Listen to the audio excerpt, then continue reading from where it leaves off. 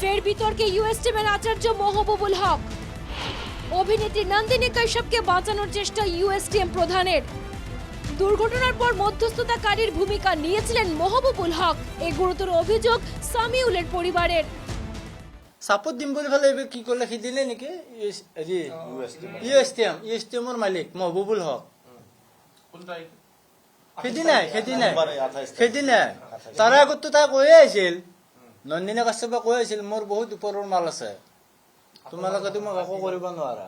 তাৰে আগতো কৈ আছিল, সেইকাৰণে আমি সাহসো পোৱা নাছিলো আগবাঢ়িব। আমিতো জানো আৰু কম দামী মানুহতো আইন কানুনৰ ইমান মূল্য নাই, গতিকে আমিতো ইমান আগবাঢ়িব নোৱাৰিম। সেইদিনাই গম পালো নন্দিনী সঁচাকৈ ওপৰৰ মাল, নন্দিনী যে সঁচাকৈ ওপৰৰ মাল আমি সেইদিনাই গম পালো। যে ইউএছ টিমৰ মালিকৰ কথা আহিল, বোলে ইউএছ টিমৰ মালিকে আপোনালোকক মাতিছে, ও গাৰ্জেনে বলা। সামিউলের পরিবারের অভিযোগ, দুর্ঘটনার পর 5 লক্ষের অফার দিয়েছিলেন মহবুবুল। 3 কিস্তিতে টাকা দেওয়ার প্রতিশ্রুতি দিয়েছিলেন ইউএসটিএম প্রধান। দুর্ঘটনার মামলা প্রত্যাহারের জন্য চাপ দিয়েছিলেন তিনি। অভিযোগে আরো বলা হয়, সামিউলের মামাকে ইউএসটিএমে ডেকে এই অফার দিয়েছিলেন মহবুবুল হক।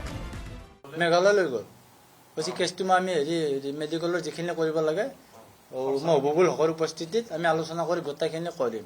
ময়ো সেই ভাবি আমি মেঘালয় গুচি গ'লো, কাৰণ মোৰ মানে পেচেণ্টৰ কাৰণে মোক টকা লাগে, পইচা লাগে, খালি পেচেণ্টটো ভাল হ'ব লাগে। কাৰণ মইতো আৰু এপলত ভৰ্তি কৰাৰ পাছততো আৰু পইচাৰ কথাই নাই তাতে। তাৰপাছত আমি গুচি গ'লো তাতে মেঘালয়। আমাৰ এম ডি ছাৰ গ'ল লগত, 1 to 10 সলিউশ্যনৰ এম ডিজন আছিল, তেখেত গ'ল, মই গ'লো, আৰু তেখেতৰ পি এজন গ'ল। পি নে কি নাজানো, আৰু তেখেতৰ সহায়কাৰী বিশ্বজিৎ বোলা এজন ব্যক্তি মেঘালয়ত লৈ গ'ল। ইউএছ টিমত বহিলোঁ আমি তাতে, মহবুবুল হকৰ লগত আমি কথা পাতিলোঁ। মহবুবুল হকে তাৰ পৰা ফোন মাৰিছে নন্দিনীক, ফোন মাৰি গোটেই সমস্ত বিৱৰণ লৈ পেলাই আমাৰ লগত কথা পাতিছে। কৈছে কি তোমালোকে চিন্তা কৰিব নালাগে, ট্ৰিটমেণ্টৰ দায়িত্বত মই মিডলমেন হিচাপে মই থাকিলোঁ।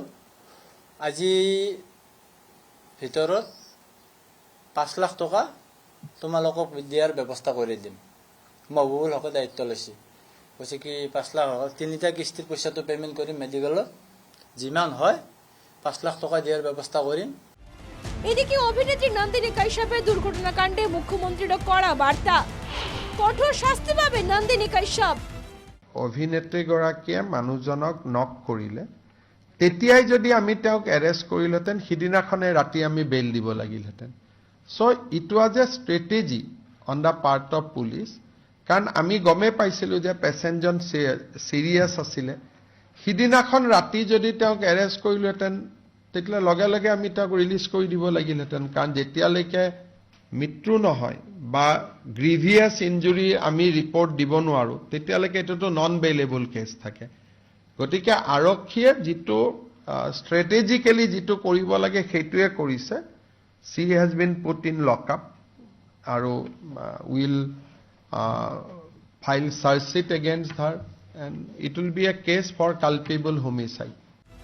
মহবুবুল হক নন্দিনীকে বাঁচানোর চেষ্টা করেছেন, বিপরীতে বৃহস্পতিবার নন্দিনীর কঠোর শাস্তির বার্তা শোনালেন মুখ্যমন্ত্রী।